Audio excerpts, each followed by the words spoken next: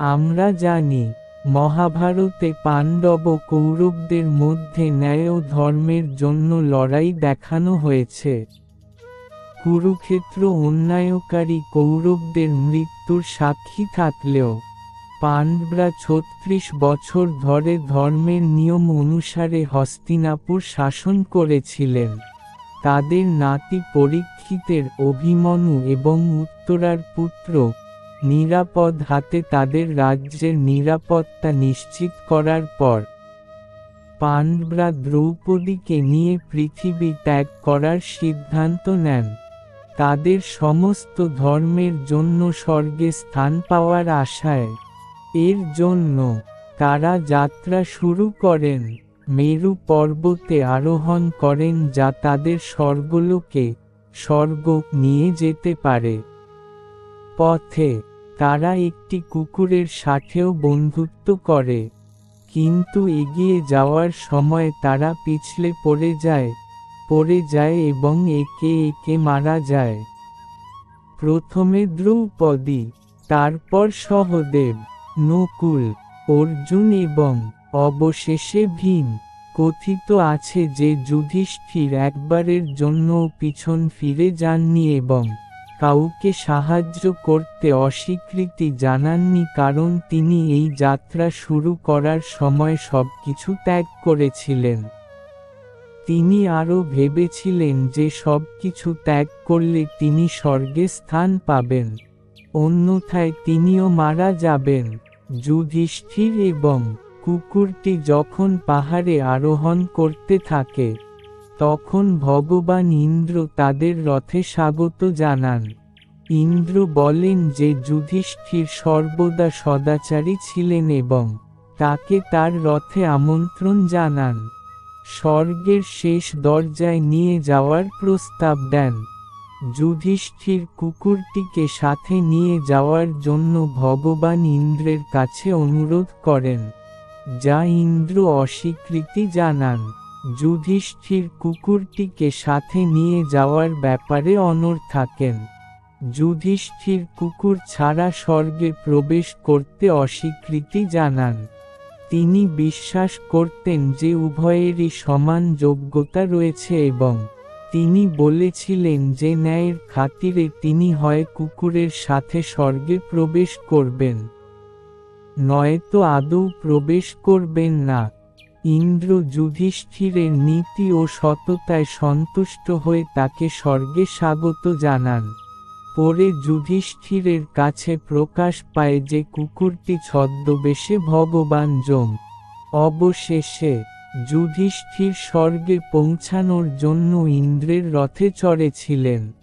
স্বর্গে পৌঁছে যুধিষ্ঠির তার কোনো সৎ ভাই বা স্ত্রীকে দেখতে পাননি, বরং অধর্মী কৌরবদের স্বর্গে আনন্দ উপভোগ করতে দেখে তিনি হতবাক এবং ক্রোধিত হয়েছিলেন।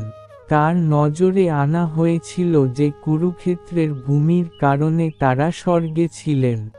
কুরু বংশের রাজা কুরু এর নামে কুরুক্ষেত্রের নামকরণ করা হয়েছিল। সেই সময় পর্যন্ত এই ভূমি উত্তরাদেবী নামে পরিচিত ছিল। তিনি বেশ কয়েকটি ধার্মিক কর্ম সম্পাদন করেছিলেন এবং এই ভূমিতে ৮টি সৎ গুণ স্থাপন করেছিলেন। ৮টি গুণ হল তপস্যা, সত্য, ক্ষমা, দয়া, পবিত্রতা, দান, ভক্তি এবং আচার। ভগবান বিষ্ণু রাজা কুরু এর কর্মে সন্তুষ্ট হয়ে তাকে ২টি বর দিয়েছিলেন।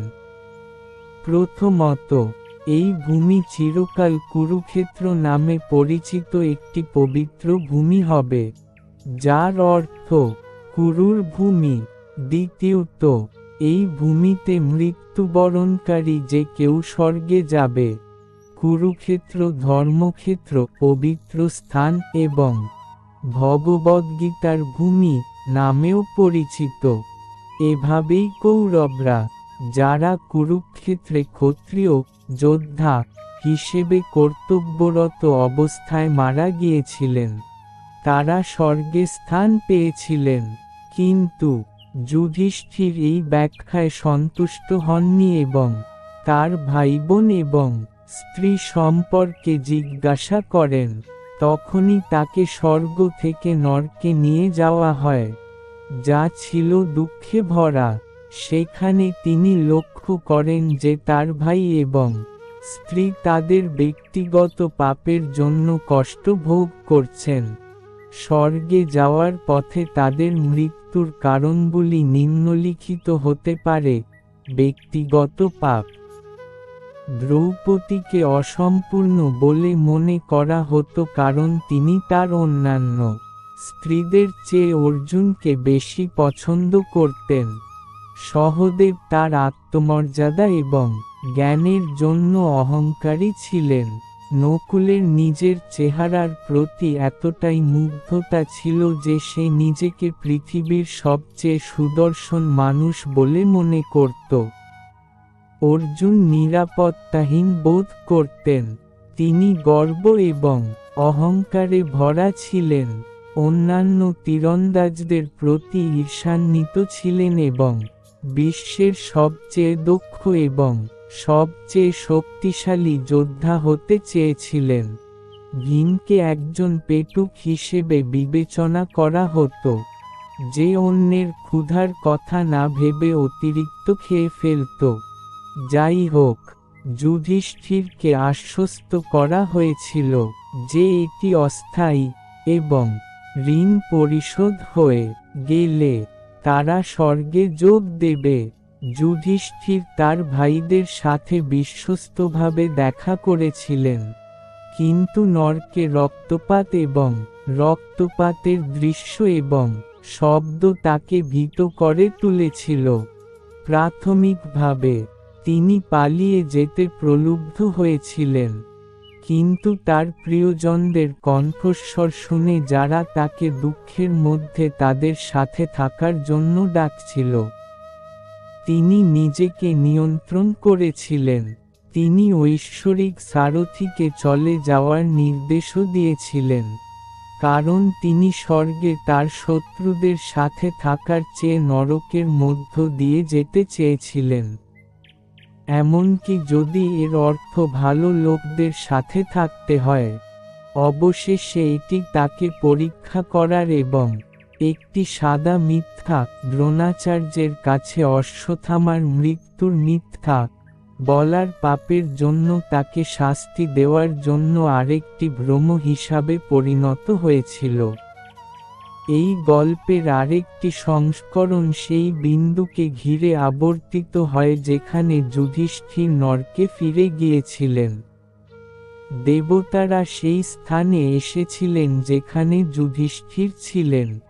তারা তাকে উল্লেখ করেছিলেন, নিয়ম অনুসারে প্রতিটি ব্যক্তিকে স্বর্গ এবং নরক উভয়ই দেখতে হবে।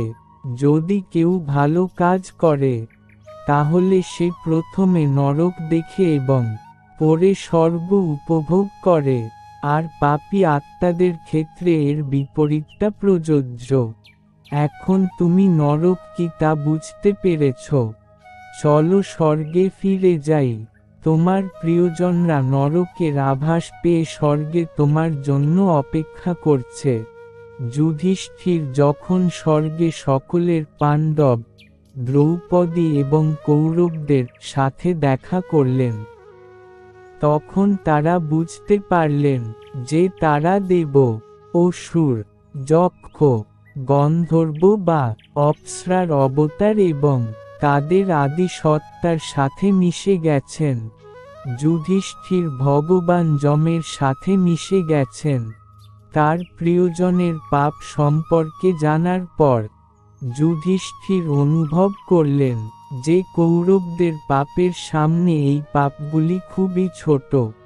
তিনি এই অন্যায়ের প্রতি অত্যন্ত ক্রুদ্ধ হয়ে স্বর্গে যেতে অস্বীকৃতি জানালেন। এটি দেখে দেবতারা হেসে বললেন, তুমি কি সবকিছু ত্যাগ করনি? তুমি কি সেই ব্যক্তি নও যে একের পর এক পতনের সময় পিছনে ফিরে তাকাওনি? যদিও তুমি তোমার পোশাক থেকে শুরু করে তোমার রাজ্য পর্যন্ত সবকিছু ত্যাগ করেছ, তবুও তুমি কৌরবদের প্রতি তোমার ঘৃণা ত্যাগ করনি। যুদ্ধে তাদের পরাজিত করে হত্যা করে শাস্তি দিয়েছ এবং ৩৬ বছর ধরে রাজ্য শাসন করেছ। এটাই কি যথেষ্ট নয়?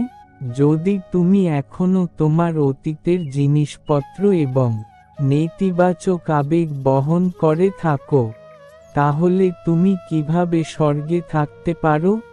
ভগবান যম যুধিষ্ঠিরকে নরকে নিয়ে যান, যেখানে যুধিষ্ঠির তার প্রিয়জনদের কষ্ট দেখতে পান। তাদের কষ্টের কারণ ব্যাখ্যা করার পর ভগবান যম যুধিষ্ঠিরকে স্বর্গে ফিরিয়ে নিয়ে যান এবং আশ্বাস দেন যে তারা তাদের পাপ থেকে মুক্তি পাওয়ার পর তার সাথে যোগ দেবেন। এই গল্পের একটি সংস্করণে এমনভাবে চিত্রিত করা হয়েছে যেন কৌরব এবং যুধিষ্ঠিরের মধ্যে কোনো দ্বন্দ্ব নেই। পরিবর্তে যুধিষ্ঠির ভীমকে ব্যাখ্যা করেন যে কেন অন্যরা যাত্রা চালিয়ে যেতে পারেনি। এক পর্যায়ে যখন ভীম পড়ে যান এবং এর পিছনের কারণ জিজ্ঞাসা করেন, তখন যুধিষ্ঠির বলেন, তোমার পেটুকতার কারণে।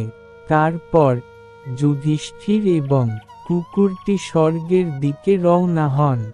এই গল্পের যে সংস্করণই হোক না কেন, এই গল্প থেকে এটা শেখা গুরুত্বপূর্ণ যে যতক্ষণ না একজন ব্যক্তি ঘৃণা, ক্রোধ, লোভ বা কামনা ত্যাগ না করে, ততক্ষণ পর্যন্ত তিনি স্বর্গে পৌঁছাতে পারবেন না।